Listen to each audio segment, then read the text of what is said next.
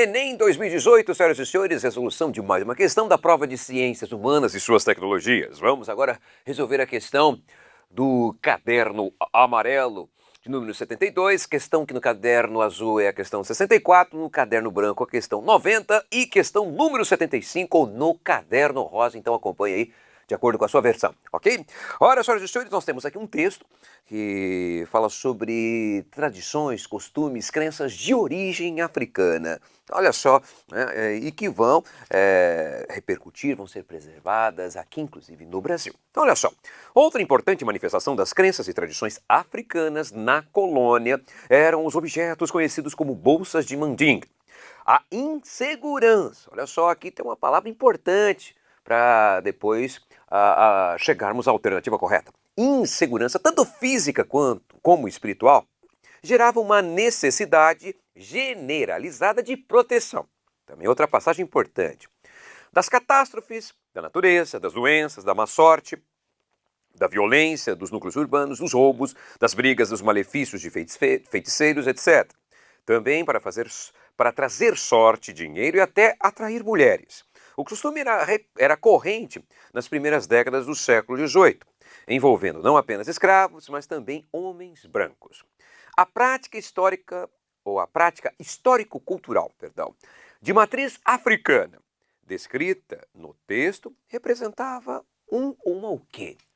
Então, de origem africana, né, no Brasil colonial. Então, olha só. Representava aqui uma expressão do valor das festividades da população pobre. Ora, as chamadas bolsas de mandinga, senhoras e senhores, representam sim crença, tradição, costumes africanos, mas aqui não se trata de festividade, é mais uma questão de busca por proteção, como o próprio texto diz, não é?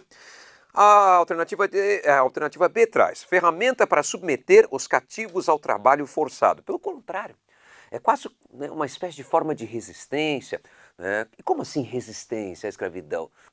Não, talvez mais uma questão de proteção, o que não deixa de ser uma espécie de resistência, né? Porque se trata de uma tradição, de um costume de origem africana, ok?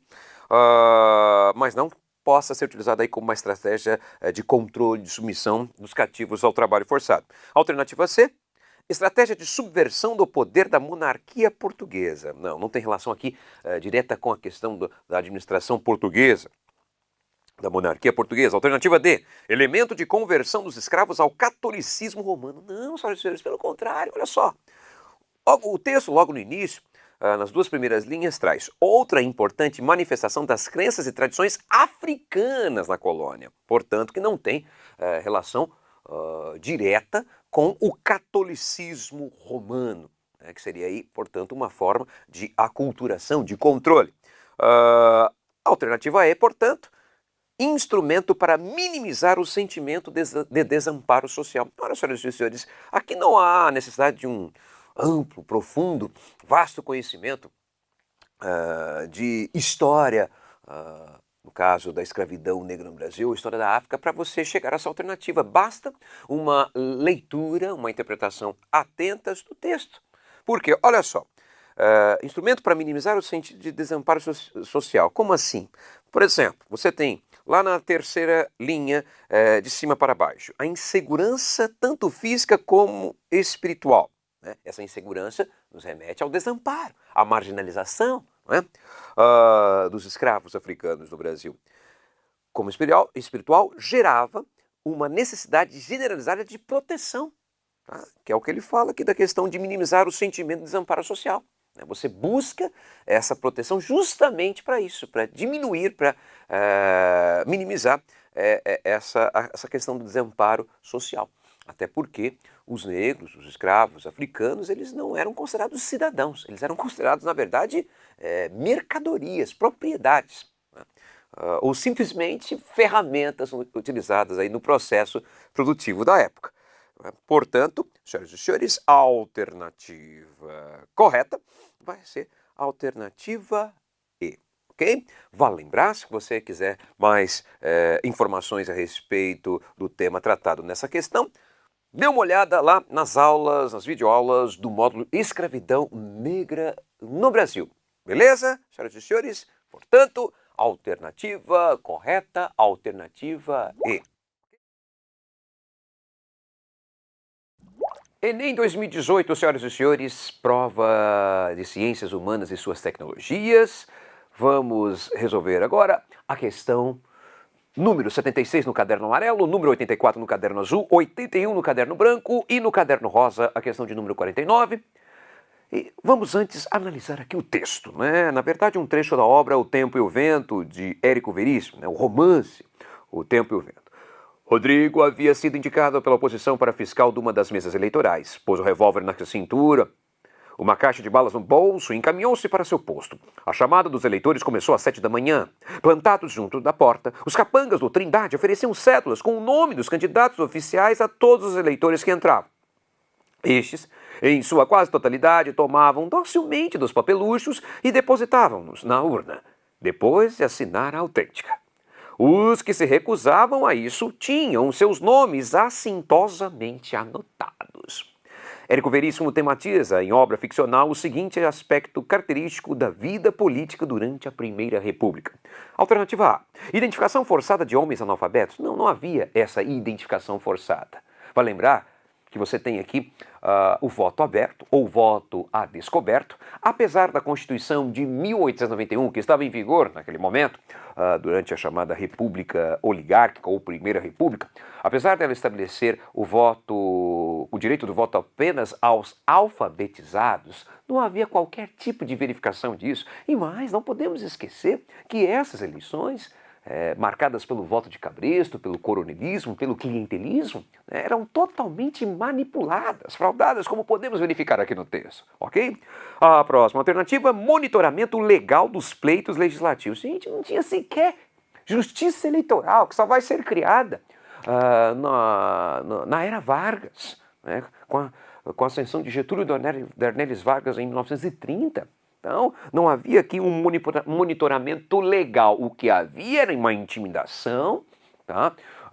Algo quase, como dizer assim, que ostensivo para garantir os interesses, né, dos chamados coronéis, para que os eleitores, né, votassem nos candidatos defendidos, apoiados por eles, coronéis, não é? A alternativa C, repressão explícita ao exercício do direito. Com certeza. Aliás, você não precisava saber nada aqui de República das Oligarquias, de coronelismo, de voto de cabresto. E por quê? Olha só, o final do texto. Aliás, antes disso, o começo já fala aqui, ó. Pôs o revólver na cintura. Pôs o revólver na cintura e uma caixa de balas no bolso. Isso já é o quê? É intimidação. Assintosamente, inclusive. Né? No final do texto, olha só, as duas últimas linhas. Os que se recusavam a isso tinham seus nomes assintosamente anotados. Os que se recusavam a votar nos candidatos indicados pelo coronel tinham os seus nomes assintosamente anotados. Ou seja, aqueles que não aceitavam essa prática conhecida como voto de cabresto tinham seus nomes anotados. Por quê? Porque sofreriam as consequências, não é? Não teriam favores, não teriam proteção por parte do coroné, geralmente um grande proprietário rural, um latifundiário, não é? Portanto, essa é a alternativa correta, né, que traz justamente essa questão do voto de cabresto, típico ali daquela prática política da época chamada coronelismo. Alternativa D, propaganda direcionada à população do campo, não se trata aqui de uma propaganda. Alternativa E, cerceamento policial dos operários sindicalizados, não se trata aqui de cerceamento policial, né? Não é a questão, apesar de ter aí o revólver na cintura, né? E operários, não, senhoras e senhores, você vai lembrar que nós vamos ter essa prática acontecendo principalmente na zona rural. Tinha na zona urbana, sim, mas era bem menos intensa. Isso é uma prática típica da zona rural, tá? Portanto, senhoras e senhores, a alternativa correta é a alternativa C. Vale lembrar que você tem mais informações sobre este conteúdo abordado nesta questão lá no módulo República das Oligarquias, ok? Beleza, senhoras e senhores? Portanto, resposta correta, alternativa C. Senhoras e senhores, resolução agora da questão do Enem 2018, da prova de Ciências Humanas e Suas Tecnologias. Questão 77 no caderno amarelo, questão 85 no caderno azul, questão 82 no caderno branco e no caderno rosa. Trata-se da questão de número 50. Bom, vamos fazer a leitura aqui do texto que o Enem nos traz. E o texto diz o seguinte: então disse, este é o local onde construirei. Tudo pode chegar aqui pelo Eufrates, o Tigre e uma rede de canais. Só um lugar como este sustentará o exército e a população geral. Assim ele traçou e destinou as verbas para sua construção e deitou o primeiro tijolo com sua própria mão, dizendo, em nome de Deus e em louvor a ele, construí e que Deus vos abençoe. A decisão do califa Al-Mansur, 754 a 775, de construir Bagdá, nesse local orientou-se pelo quê? Qual foi a motivação deste líder do mundo islâmico? Lembrando, os califas. O califa é o nome dado para os sucessores de Maomé, com autoridade ao mesmo tempo política, militar e religiosa no mundo muçulmano, no mundo islâmico. A decisão desse califa, o Al-Mansur, de construir Bagdá neste local se deve a quê? Orientou-se pelo quê? Alternativa A, disponibilidade de rotas e terras férteis como base da dominação política. Olha só, senhoras e senhores, o texto traz aqui alguns subsídios importantes para concluirmos que se trata da alternativa correta, justamente a alternativa A. Por quê? Olha só, disponibilidade de rotas. Que rotas? Olha, no início do texto, olha só, na segunda linha, tudo pode chegar aqui pelo Eufrates, o Tigre e uma rede de canais. Então são essas rotas, as rotas fluviais, esses importantes rios que banham a região, né, que hoje corresponde ao Iraque, os rios Tigre, né, os rios Tigre e o rio Eufrates. Né?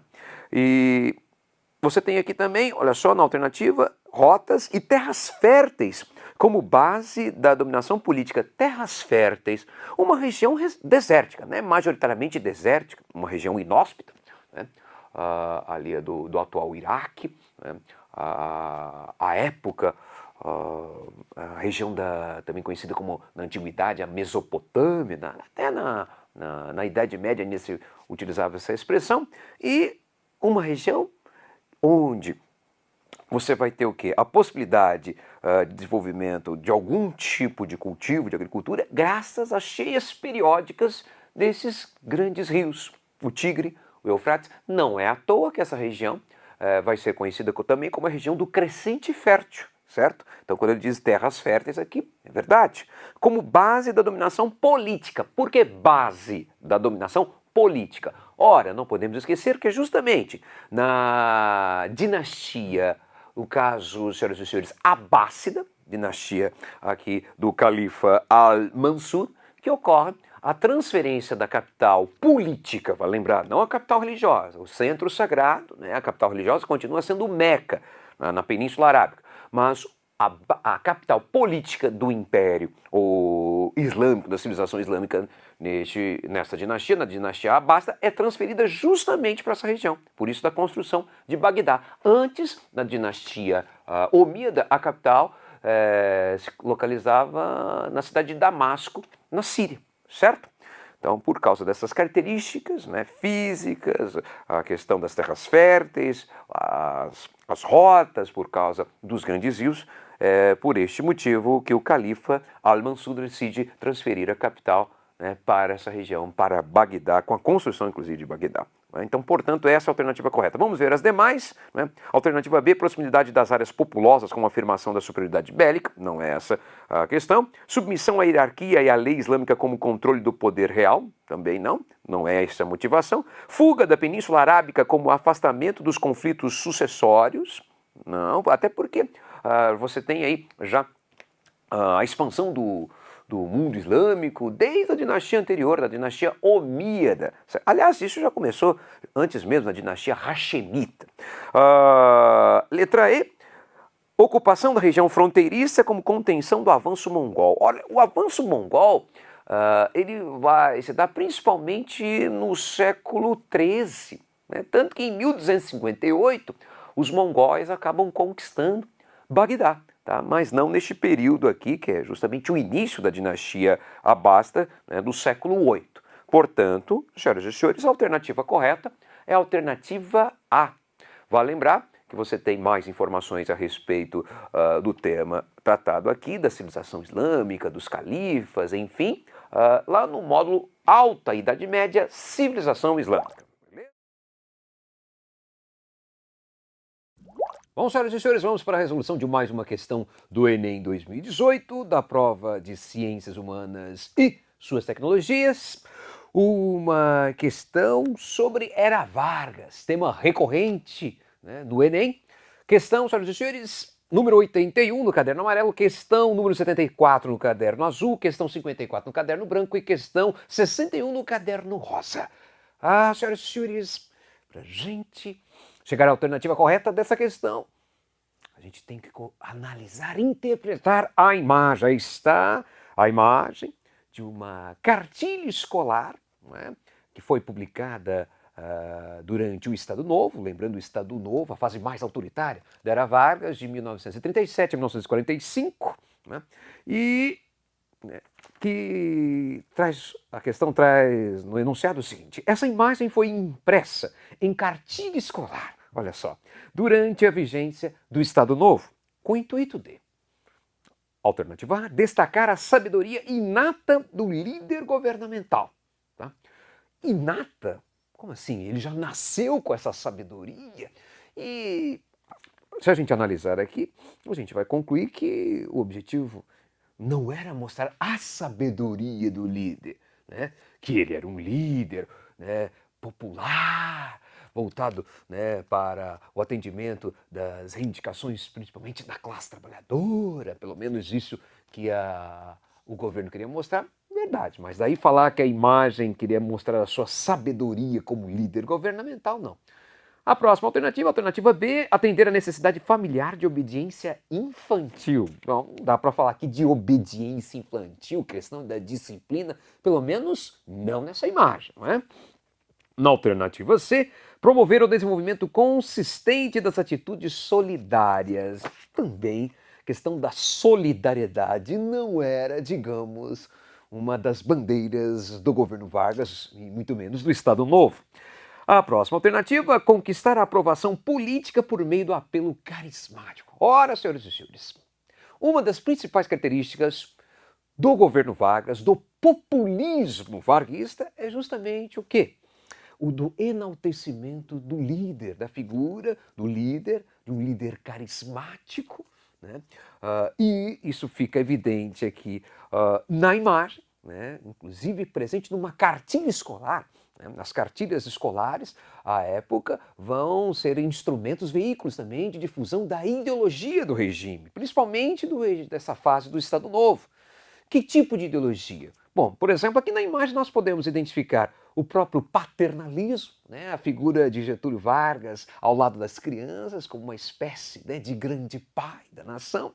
Você também tem a questão do nacionalismo. Verifica aí, por exemplo, olha só, crianças nesse texto do lado da imagem, aprendendo no lar e nas escolas o culto da pátria. O culto da pátria é o nacionalismo, certo? Portanto, senhoras e senhores, essa é a alternativa correta. Conquistar a aprovação política por meio do apelo carismático, não se esqueçam. Cartilha escolar com esse tipo de imagem que foi publicada, né, criada pelo DIP, Departamento de Imprensa e Propaganda, órgão criado justamente pelo governo Vargas na fase do Estado Novo para difundir, para divulgar os seus feitos, a ideologia do regime, ok? E a alternativa é estimular o interesse acadêmico por meio de exercícios intelectuais. Bom, digamos que a questão dos valores intelectuais, do mundo acadêmico, não eram, digamos, questões tão prementes para o Estado Novo. Portanto, senhoras e senhores, a alternativa correta é a alternativa D, conquistar a aprovação política por meio do apelo carismático. Vale lembrar que você pode encontrar mais informações sobre este tema lá no módulo Era Vargas. Lá você vai encontrar algumas aulas sobre a fase do Estado Novo correspondente a essa questão.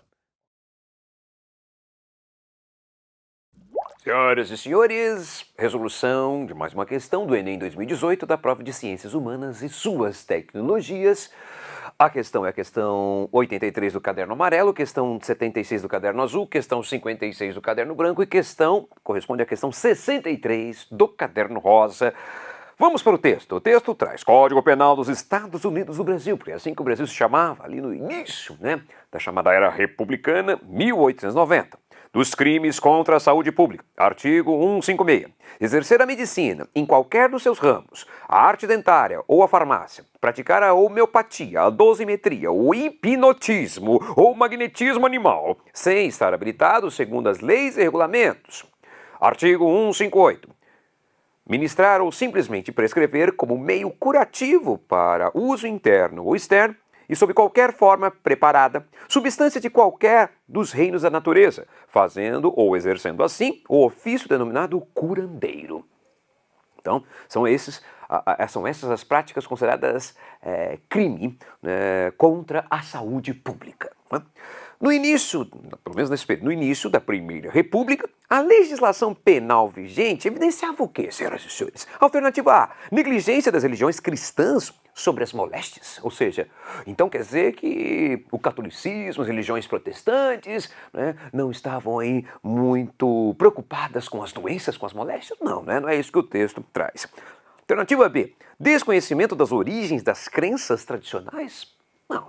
Alternativa C, preferência da população pelos tratamentos alopáticos? Pelo contrário, aqui há uma condenação às práticas, digamos, mais alternativas. E no caso, os tratamentos alopáticos seriam os tratamentos convencionais, inclusive com os remédios. Alternativa D, abandono pela comunidade das práticas terapêuticas de magia? Não, até porque, digamos aí, a magia associada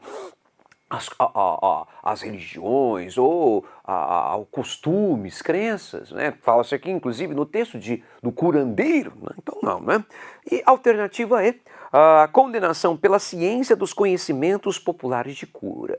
Ora, senhoras e senhores, condenação pela ciência, não podemos esquecer. Final do século XIX, início do século XX, período marcado pelo quê? Pelo cientificismo, a ideia de que a ciência teria explicação para tudo, o verdadeiro culto da ciência, não é? A ideia de que a ciência teria uma superioridade sobre as demais formas de compreensão da realidade, compreensão do mundo, enfim. Então você tem aí isso associado também ao que estava na moda à época. Esse cientificismo estava também, caminhava junto do chamado positivismo, que, aliás, não podemos esquecer, influenciou os militares, ou parte daqueles militares que proclamaram proclamaram a República em 15 de novembro de 1889. Influência positivista, essa verificada, confirmada pelo lema de nossa bandeira, ordem e progresso. Portanto, senhoras e senhores, a alternativa correta é a alternativa E, condenação pela ciência dos conhecimentos populares de cura. O que fica claro aqui na consideração de que são crimes, como por exemplo as práticas de curandeiro, ou então o uso de qualquer forma preparada de substância de qualquer reino da natureza, ou seja, das ervas medicinais ou algo do tipo que correspondesse aos conhecimentos populares. Não, nada de conhecimentos populares. Temos que valorizar, segundo a concepção da época, a ciência, a razão, ok? Portanto, senhoras e senhores, a alternativa correta, alternativa E. Okay? Senhoras e senhores, vamos para a resolução de mais uma questão do Enem 2018 da prova de Ciências Humanas e suas tecnologias. É a questão, senhoras e senhores, número 84 no caderno amarelo, questão 69 no caderno azul, no caderno branco é a questão 49 e se você tiver com o caderno rosa é a questão 64. O tema: ditadura militar ou regime militar, um tema recorrente no Enem. Vamos para o texto, senhoras e senhores, que é de 10 de janeiro de 1979, São Paulo, carta do cartunista Henrique de Souza Filho, mais conhecido como Enfio. Ele diz: Excelentíssimo senhor presidente Ernesto Geisel, lembrando o penúltimo presidente do regime militar, considerando as instruções dadas por Vossa Senhoria de que sejam negados os passaportes aos senhores Francisco Julião, Miguel Arraes, Leonel Brizola, Luiz Prestes, Paulo Schilling, Gregório Bezerra, Márcio Moreira Alves e Paulo Freire. Considerando que, desde que nasci, me identifico plenamente com a pele, a cor dos cabelos, a cultura, o sorriso, as aspirações, a história e o sangue destes 8 senhores. Considerando tudo isto, por imperativo de minha consciência, venho por meio desta devolver o passaporte que, negado a eles, me foi concedido pelos órgãos competentes de seu governo. Olha só, o cartunista enfiou, num gesto digno, corajoso, de hombridade, ele devolve o seu passaporte porque ele gostaria que outros, que também sofreram as consequências da censura, do autoritarismo, da supressão dos direitos durante a ditadura militar, como é o caso de Miguel Arraes, de Leonel Brizola, Luiz Carlos Prestes, Gregório Bezerra, Márcio Moreira Alves, deputado do MDB, que fez aquele discurso criticando veementemente as forças armadas, o que vai servir de pretexto para o ato institucional número 5, de 3 de dezembro de 68, Francisco Julião, das Ligas Camponesas, o educador Paulo Freire. Ele gostaria que esses senhores, com o qual ele se identificava, ele gostaria que eles também fossem contemplados com o quê? Com o direito de retornarem ao Brasil, porque eram exilados, assim como Enfio. Enfio retornou, teve seu passaporte, mas essas outras figuras que ele citou, não. No referido contexto histórico, portanto, já do final do chamado regime ou ditadura militar, penúltimo governo, aliás, é o finalzinho do governo de Ernesto Geisel. O próximo governo, o último presidente do regime militar, ou da ditadura militar, general João Baptista Figueiredo. No referido contexto histórico, a manifestação do cartunista Enfio expressava uma crítica a quê?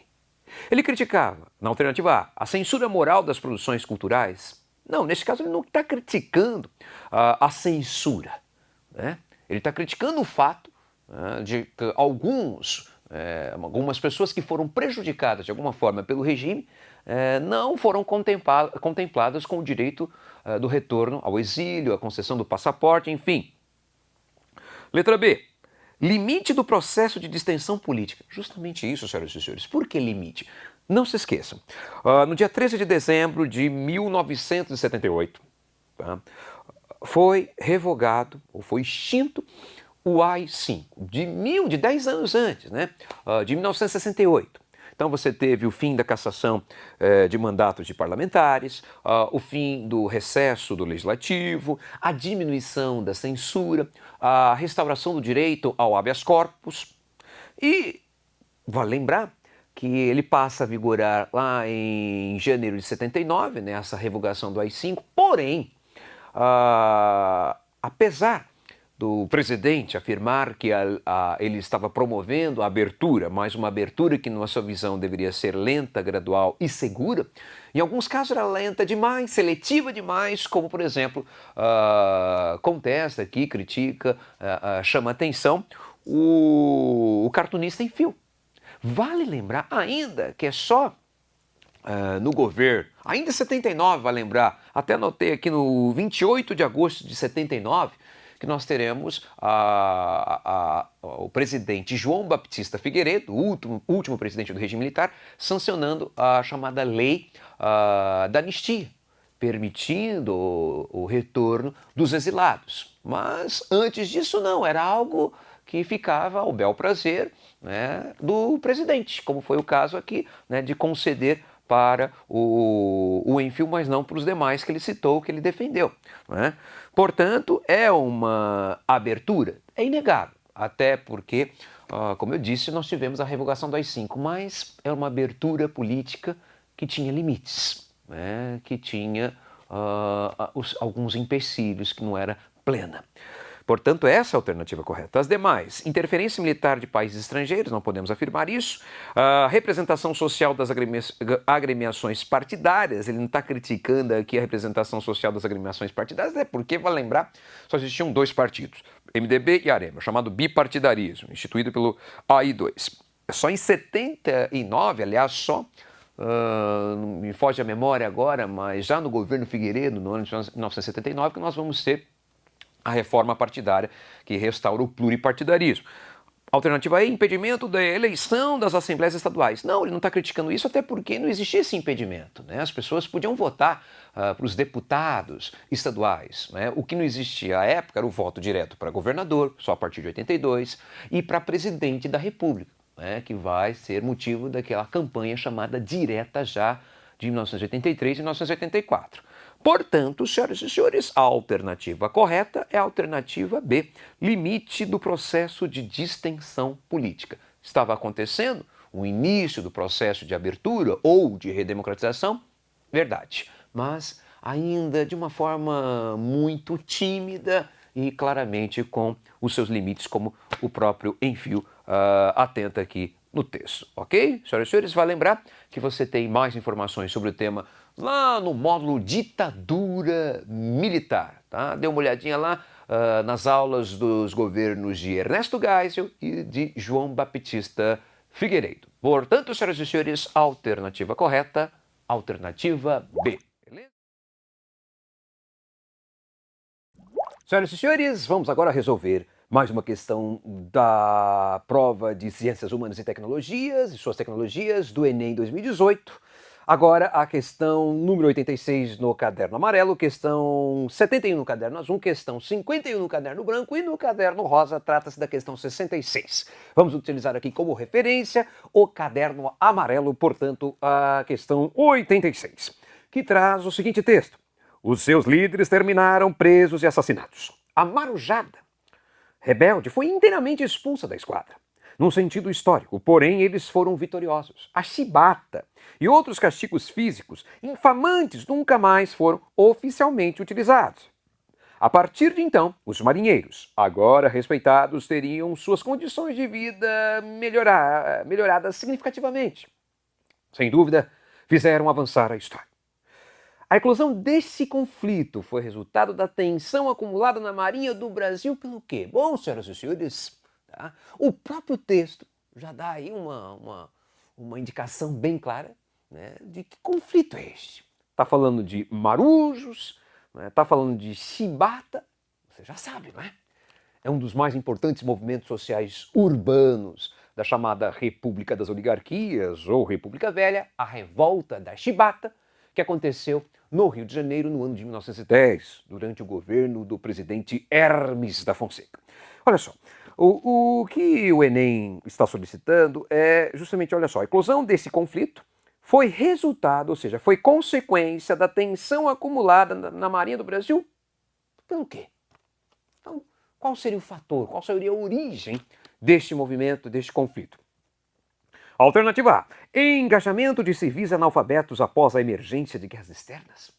Engajamento de civis analfabetos, guerras externas? Não, este não foi o fator da revolta da Chibata, né, senhoras e senhores? A próxima alternativa, insatisfação de militares positivistas após a consolidação da política dos governadores. Ora, que este período já tínhamos, sim, a consolidação da política dos governadores, é verdade, assim como a política do café com leite, né, o coronelismo, mas essa insatisfação dos militares, não mais influenciados pelo positivismo, vale lembrar, tá? Porque isso aconteceu lá no final do século XIX e início do século XX, né, no início da República. Não é o caso aqui. Os militares eles vão se mostrar descontentes com a República Oligárquica só a partir da década de 20. A revolta da Chibata é de 1910. E é só em 1922 que nós teremos o surgimento daquele movimento dos jovens oficiais do Exército, né, chamado tenentismo contra a República Oligárquica. Não é o caso. A próxima alternativa, alternativa C, rebaixamento de comandantes veteranos após a repressão de insurreições milenaristas. Sim, tivemos repressão a insurreições milenaristas, como a Guerra de Canudos, né, contestado, mas não houve esse rebaixamento de comandantes veteranos. Alternativa D, sublevação das classes populares do campo após a insatisfação do alistamento obrigatório. Ora, senhoras e senhores, a revolta da Chibata não é um movimento rural. Então não tem a ver aqui com as classes populares do campo. Né? Tivemos sim Canudos contestado, tivemos revolta do Juazeiro, tivemos também o cangaço como movimentos sociais rurais, mas a revolta da Chibata é um movimento social urbano, ok? Portanto, a alternativa correta é a alternativa E, que traz manutenção da mentalidade escravocrata da oficialidade após a queda do regime imperial. Como assim mentalidade escravocrata? Manutenção da mentalidade escravocrata. Ora, a maioria dos marinheiros, digamos assim, né, eles vão ser de camadas populares, são pobres e majoritariamente negros, mulatos, né? E muitas vezes esses marinheiros negros, mulatos, eram tratados como escravos. Então, apesar, né, de já não termos naquele momento mais escravidão, a escravidão foi abolida em 1888, em 3 de maio, né, com a Lei Áurea, mas a mentalidade escravocrata persistia, resistia. Né? Vale lembrar que a revolta da Chibata foi uma reação aos maus tratos, como, por exemplo, os castigos físicos, a utilização da chibata, né? Contra também as péssimas condições de trabalho nas embarcações, nos navios, como, por exemplo, a má alimentação que era oferecida. Tá? Portanto, senhoras e senhores, a alternativa correta é essa, né? A manutenção da mentalidade escravocrata da oficialidade após a queda do regime imperial. Vale lembrar que você encontra mais informações sobre este tema lá no módulo Movimentos Sociais na República das Oligarquias, ok? Lá você vai encontrar não só informações sobre a revolta da Chibata, mas também da revolta da vacina. Você tem também outros movimentos sociais do período, ok, senhoras e senhores? Portanto, a alternativa correta, alternativa E. Senhoras e senhores, mais uma questão do Enem 2018.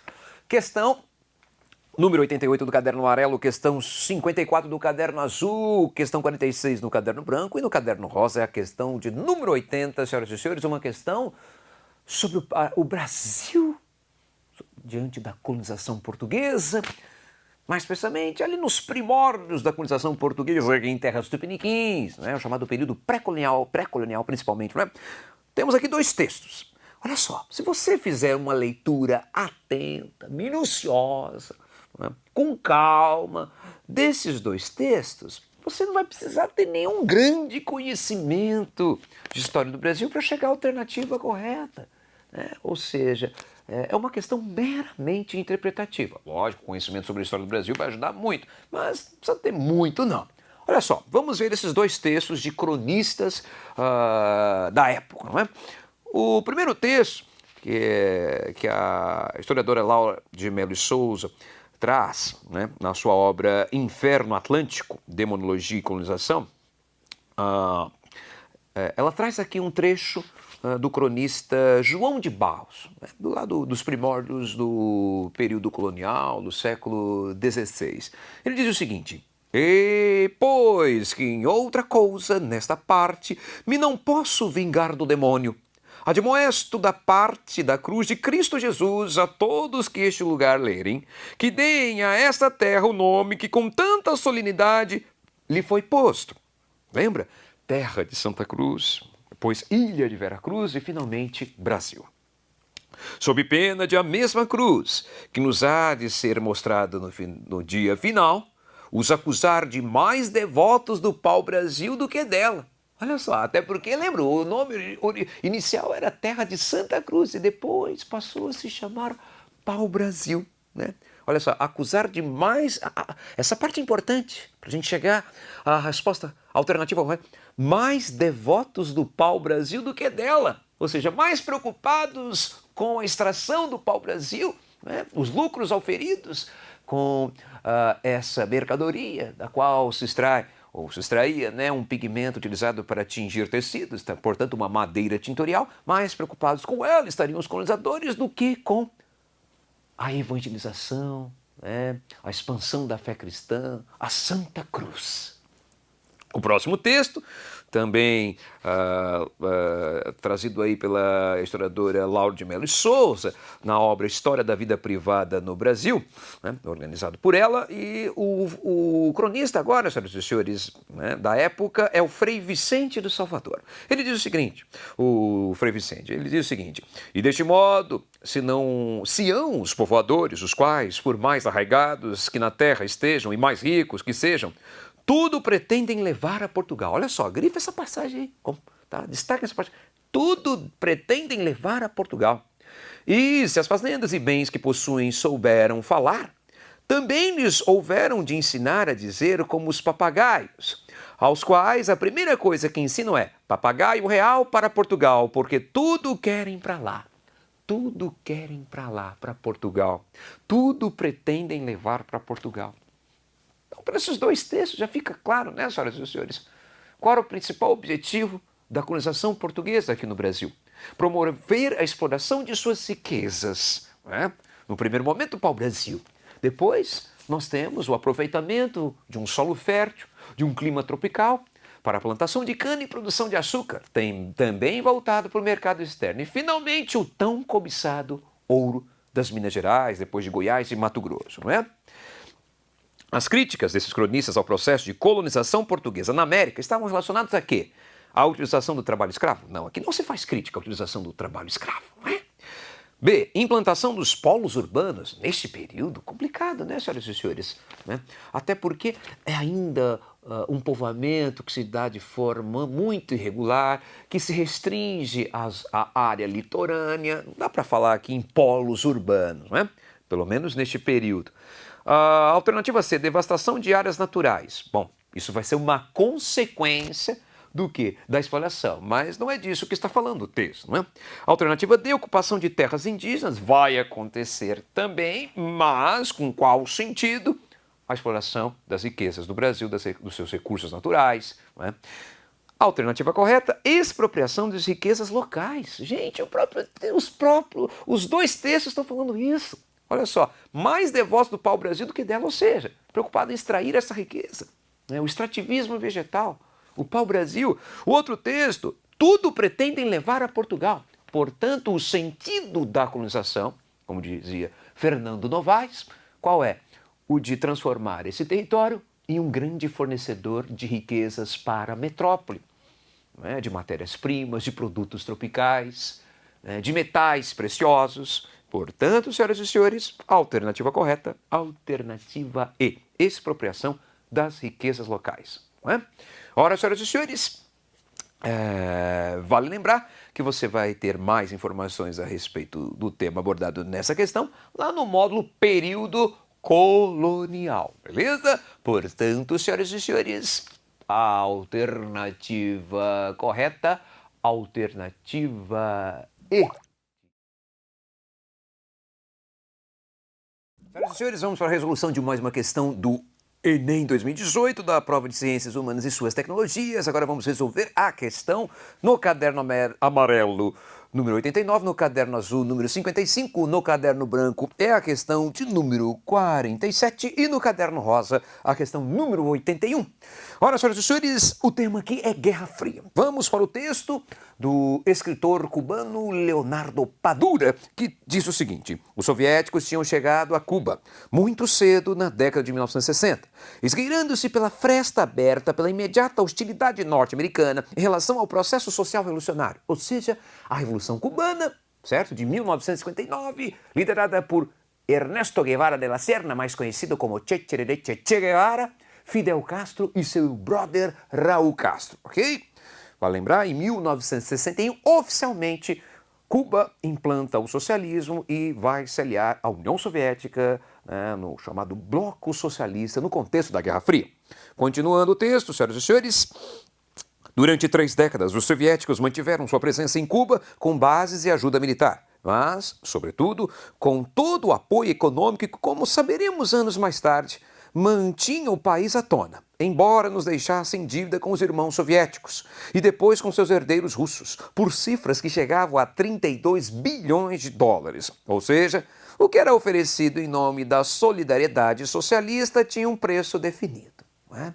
Cuba fazendo parte, portanto, do bloco socialista, sob a liderança da União das Repúblicas Socialistas Soviéticas, recebendo, inclusive, apoio financeiro da superpotência socialista, né, que inclusive comprava produtos cubanos, açúcar, charuto, por um preço bem acima do preço de mercado e vendia para os cubanos produtos como petróleo, dentre outros, por um preço bem abaixo. Aliás, foi graças a isso que Cuba, digamos, esteve à tona, para utilizar a expressão aqui de Leonardo Padura, né, conseguiu sobreviver ao chamado embargo econômico promovido pelos Estados Unidos desde 1962. O texto indica que durante a Guerra Fria, as relações internas em um mesmo bloco foram marcadas pelo quê? Então nós temos, lembrando o contexto da Guerra Fria, ordem mundial bipolar. Dois blocos políticos, sociais, econômicos e ideológicos antagônicos. Né? De um lado o bloco socialista, sob a liderança da União Soviética, hegemonia soviética, né? E do outro lado o bloco capitalista sob a liderança dos Estados Unidos da América. Então olha só, essas relações internas, ou seja, dentro de cada um desses blocos, ela foi marcada pelo quê? Busca da neutralidade política? Não, pelo contrário. Né? Você vai ter sempre a associação, a reverência, a relação com a potência hegemônica, com o sistema, com a ideologia, né, com o sistema político e econômico da potência correspondente ao bloco. A alternativa B estimula a competição comercial. Não, pelo menos isso não vai acontecer dentro do bloco, por exemplo, socialista. Alternativa C, subordinação à potência hegemônica, com certeza. Né? Por exemplo, aqui Cuba, subordinando-se à potência socialista, a União Soviética, como as demais nações desse bloco, certo? Assim como as nações do bloco capitalista vão se submeter, vão ficar sob a égide, digamos assim, sob os ditames dos Estados Unidos da América. Então, a alternativa correta é essa. As demais, a letra D, por exemplo, elasticidade das fronteiras geográficas. Não, as fronteiras geográficas não mudaram, elas não foram relativizadas, não houve uma elasticidade, para usar a expressão aqui do Enem. E na alternativa E, compartilhamento das pesquisas científicas, também não era essa o intento. Por exemplo, os Estados Unidos não vão compartilhar suas pesquisas científicas com o Brasil, por exemplo, que fazia parte, à época, do bloco capitalista, ok? Então, portanto, senhoras e senhores, a alternativa correta é a alternativa C, né, no contexto da ordem mundial bipolar da Guerra Fria. Vale lembrar que você encontra mais informações sobre o tema lá no módulo Guerra Fria. Ou então você pode encontrar também no módulo, né, Revolução Cubana, né, mais precisamente na aula sobre a reação dos Estados Unidos à implantação de um governo socialista a pouco mais de 100 quilômetros de seu território, né, lá na ilha de Fidel, na ilha de Cuba. Portanto, senhoras e senhores, a alternativa correta, alternativa C, de Chapolin Colorado. Ok? É isso aí.